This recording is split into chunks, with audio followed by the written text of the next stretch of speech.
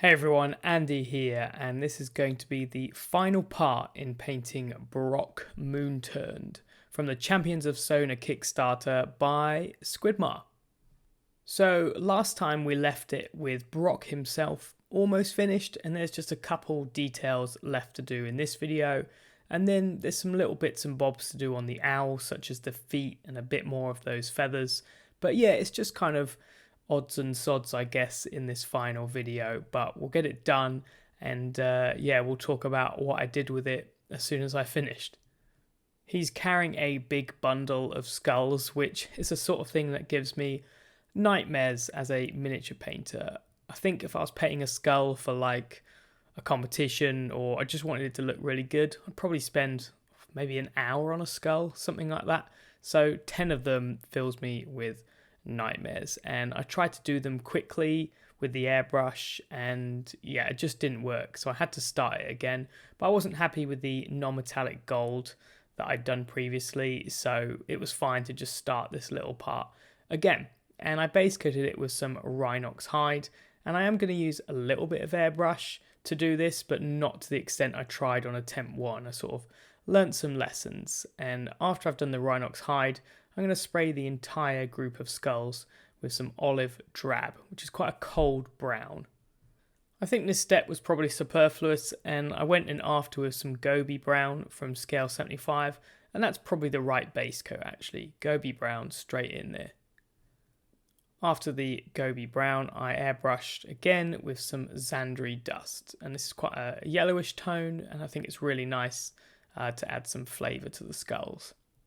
And that's going to be it for the airbrushing. So I learnt last time not to do the tight highlights with the airbrush. So this will be a nice foundation that I could do some stippling on with the brush after, but it will save me a little bit of time. The other thing I thought that would be cool is to give it an oil wash. I knew an oil wash would give me a good finish, and it would get into all the recesses and basically not cause a mess that you can get when using other washes. So even though it was just for one part of the model, it was totally worth it. And I used some raw umber with some sans odor and made a very thin wash to start with. I tested the water and it was a little bit too diluted, so I just added some more oil paint until I felt like it was flowing nicely, and it was just defining all those teeth and those little bits that, if I brushed every single part, would take way too long. Now this is going to take quite a long time to dry, but I go ahead and work on the non-metallics and some other elements, so it's absolutely fine to leave it and come back to it the next day. If you're in a rush, maybe an oil wash isn't the way to go, but I was happy to put the wash on, work on other parts, and I'd come back to it in a day or two, and then finish everything with those highlights by brush. My first step with the brush, after I've blocked in all the straps with Rhinox Hide, is I'm going to go back to the previous colour that I'd airbrushed. Obviously I've washed everything, so going in with this colour for the first highlight I know is going to transition easily, and yeah, it's pretty obvious, I hope. But I'm going to go in with that ZANDRI dust, and I'm going to do a stippling motion and try and get some spherical shape highlights on these skulls. And I'm going to make sure this matches with the light source on the orc. You can see I've finished the NMM and I've got loads of light coming in from the right hand side. So I've got to make sure that this kind of coordinates. And some of the skulls are actually going to be hidden because they're lower down or they're not in the light. So when I push the highlights really bright later, I might not have to do them all. I then go in with some USHABTIBONE, and yeah, even though it's kind of the obvious Games Workshop bone colour paint, it is a really nice one, so you don't have to be too clever, I think, with these things. Just paint things nicely with some good highlights. So here you can see I'm also picking out the details above the eye, and you just need to think where is going to catch the light. Don't worry about highlighting every single part of the skull, just what's going to be in the light, and that'll be more effective. I know I really only have to focus on the kind of 3 skulls here in the light, because all the others are actually going to be slightly shadowed or hidden by these skulls that stick out the most. So I do some really large bright highlights, and I make sure I get right in between the straps, because, you know, the light's not going to care that straps are there, so I make sure it goes right up close to those. I finished highlighting the skulls with some pale sand mixed with the USHABTIBONE, and I was really happy with the look of these, much better than the first time I tried.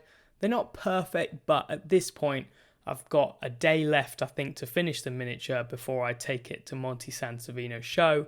So, you know, we have to cut some shortcuts. And like I said, I can spend forever painting skulls.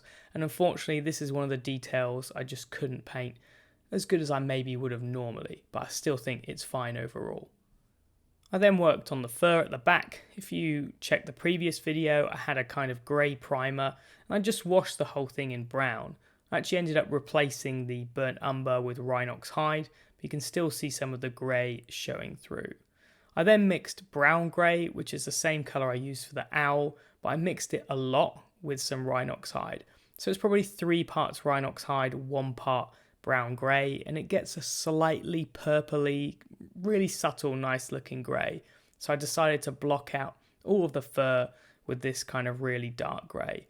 And then what I'm going to do is make sure all the light leads to the top, and I'll just highlight areas higher up. So this first part's a bit of a slog, but don't worry about detailing every strand, just paint these big clumps of fur as a general shape. And that's something we talked about in the previous 2 videos. If you start picking out the detail too quick, you lose that kind of general light and impression, and that's way more important than having everything super detailed. For the highlights, I just keep adding some of that fantastic brown grey. And here I've still got a little bit of the Rhinox Hide left in it, and I'm working still generally on the kind of big clumps, just trying to make sure I focus all the light to the top of the cloak, so in general it's nice and dark near the bottom.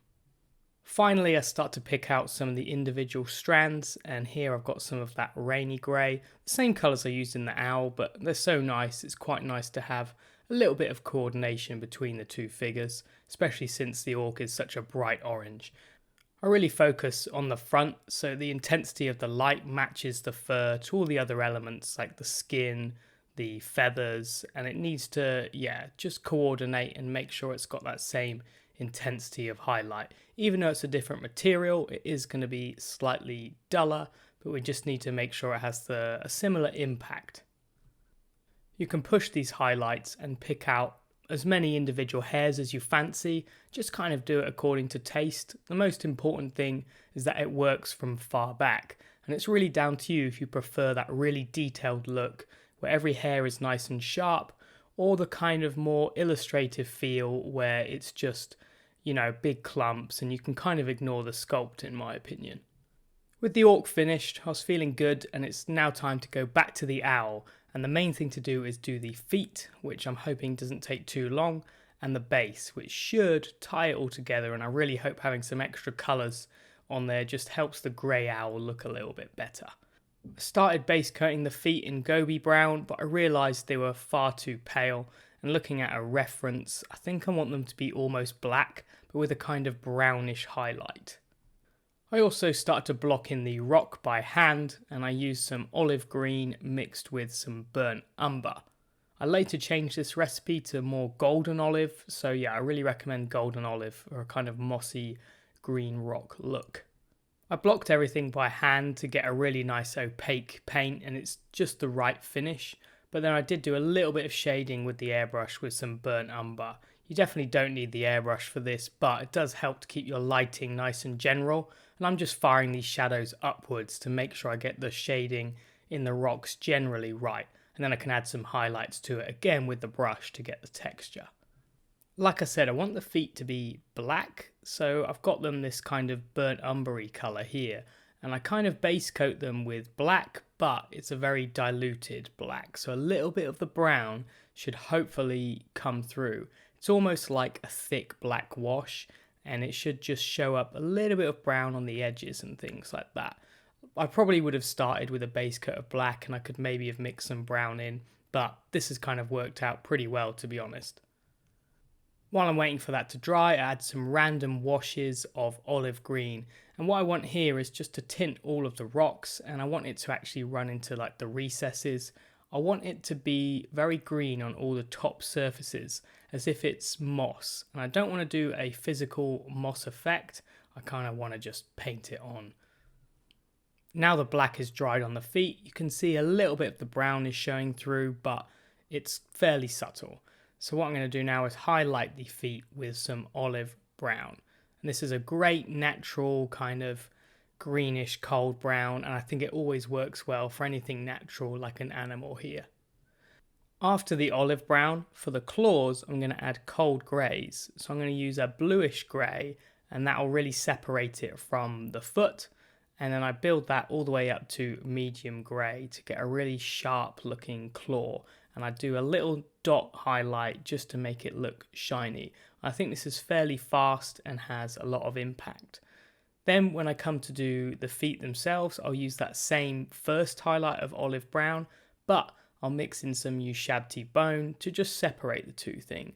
So we've got the same kind of first couple base coats, but slightly different roots on the highlights. And that means they're not too jarring from each other, but they are separated. I really focused on only highlighting the areas that I needed to. So on his top claw, I just highlighted the bottom two sort of sections on those toes. The rest I imagine are in shadow. And this has a really dramatic look, and it's also faster. And this, to be honest, is a great trick when you're doing a box art like this. It just has a lot of impact in a photo. It's one of those things, I think, where it looks cooler to leave things in shadow, and it's got that bonus of it's actually faster. So for me, that's a win-win situation. I think when you're doing a commission box art, this is just essential. If you do every single part super detailed, you're probably not going to be earning a lot of money on the commission. So it's about making it look cool, but being smart with your painting time. Painting the feet was one of those details that was absolutely painless. It didn't take long. I really like how it looks, and yeah, I think this is where you've got to save time on a huge miniature like this, and then it makes it possible to do a big project, and you can still make it look really great without investing tons of time edge highlighting every single part. I then glued it down to an enormous Taro Model Maker plinth, 160mm wide, and this really starts to add some weight to this already heavy model, but I think this base is going to give it some good stability. I've just added some sand and a few rocks, and I base coat all the rocks with the same kind of brown and green mix that I had on the rocks before.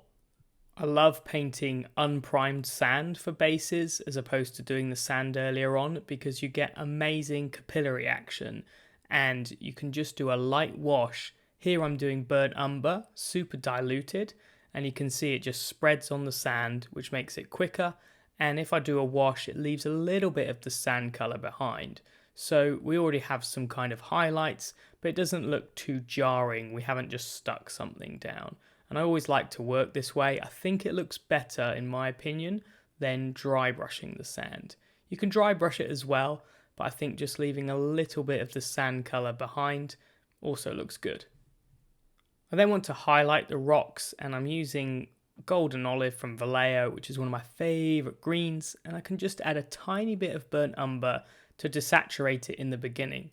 And you want to use a quite nice big brush and use a stabbing motion to build up some texture. So I'm going to focus on all of the surfaces that face the light, so just making it coordinate with the owl. And that's pretty easy if you've done that sort of shading with the airbrush to give you an idea where to go. But if you look from above, it's just any of those surfaces that you can kind of see. So we're working with two things here. We're trying to build texture on the rock. But again, like I keep saying with this model, the most important thing is the general impression, especially because it's such a big miniature. We just want it to look really cool from afar. And when we're close up, we can have some texture and things to look at, but I don't think it has to be super perfect. Otherwise, yeah, you'll go insane. Add a little pale sand to this mix, so we have a kind of desaturated green. I think it's too desaturated here in the video, but later I had to do some washes of the olive green to kind of bring it back. But the most important thing is you build up the rock highlights with a kind of stabbing motion. I actually switched to an Artist Opus dry brush, the big round one, and that was faster. I don't mind using a small one like this because I have loads of control, but yeah, it does take a little while. Here you can see I've built up the highlights in the right place, but I've really lost that green tone.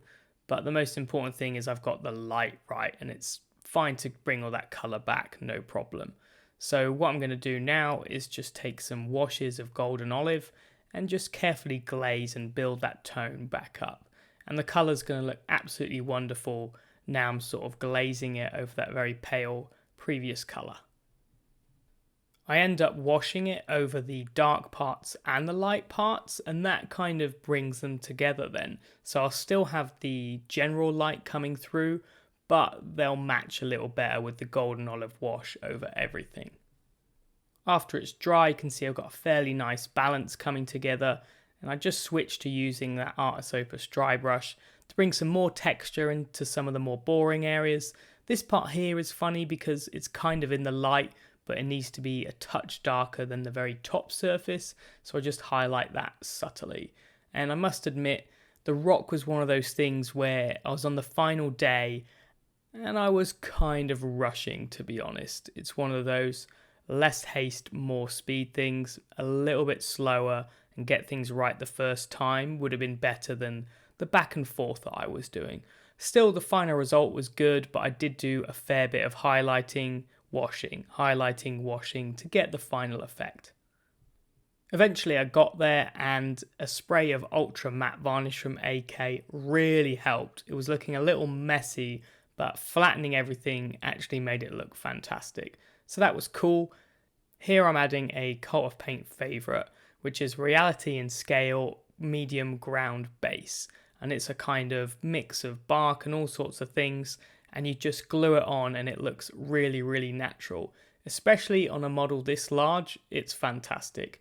I wasn't planning on using this product eventually because I do use it all the time, especially on my Sylvaneth army, but it looked really, really good. And I do this over the sand, so if there's any cracks where you don't get the product, you just see a little bit of brown sand, and it works. It looks absolutely amazing, this product, and this is probably the best use of it I've ever had because it's such a big miniature. I really like the moss pads I used for my Woodsman miniature, and so I picked up a load of different colours at a later point, and I've not used these ones here, which were late fall. They're kind of a browny colour, so maybe they look a bit more boring in the packet, but I started to stick them on over the ground base, and I loved how it looked, especially in real life. Maybe on the pictures or camera it doesn't look so good, but in real life I loved it, and I actually got quite a few compliments for this. And well, there's no skill involved. I just glue on the ground base, glue on the tufts, and it looks wicked. I've got an army project that I'm thinking about doing. You know me in army projects, and if I do it, I'm going to do this basing with these tufts. I just love them. Here you can see I've added about 200 of those moss pads, and I've glued the orc on finally. The wings just felt like they needed a few more highlights, so I actually had to do this stood up because the miniature is so big, it's really heavy, and yeah, I was just stood up and trying to add a few final highlights to the wings to make sure they weren't too boring and they had some texture and stuff like that. Overall, I'm really happy with the project, and I think it looks great in the focal areas. The only thing I wish I could have done better or spent more time on is the wings and the feathers, but there's just so much of them. I could probably spend another week, 2 weeks just adding more highlights, more detail, other colours into the wings. And I think this is one of those things we said in the first episode of this series. Sometimes you just got a miniature like this that's so big. If you do things like that, it seems relentless, endless, and you just won't do it. And this is the compromise. So yes, the wings could have more detail, but the most important thing is the miniature looks cool and it's finished. It's such a shame we have all these miniatures that just stay unpainted. And I think it's better to have stuff painted with compromise and finished, and maybe some of the details aren't perfect, than have it not painted at all. So yeah, if you're buying this miniature or you have any big miniature, just go for it. And if there's a part you think's a bit boring, then don't worry about it. Just paint it more simply. I could, if I wanted to, come back to it at any point and add more highlights, to be honest. I gave myself a deadline to finish this before the Monte Santavino show. And to be honest, it didn't need to be done. I didn't have to bring it, but I just thought it would be good to have this deadline. As anything that's a commission, you need to stop at some point. every extra hour you're spending, it's going into the cost if you've priced it that way. So this was a nice way of making sure it was done on time, ready for Squidmar, but I wasn't sort of wasting loads of my time. So I finished it the day before traveling to the show, and I had to pack it in this enormous hard box. Yeah, I was worried about how I was going to get it there, but luckily I managed to find this box where it fitted almost perfectly, and I just blue tacked the hell out of it, added some bubble wrap in there to make sure it didn't get knocked about. I was worried it was going to smash on the way there, but this box did me proud, and I think this is how I'm going to post it to Squidmar as well after. So I got on the plane and no problems at security, which is crazy, but yeah, it was fine. I'm glad I didn't have to explain myself.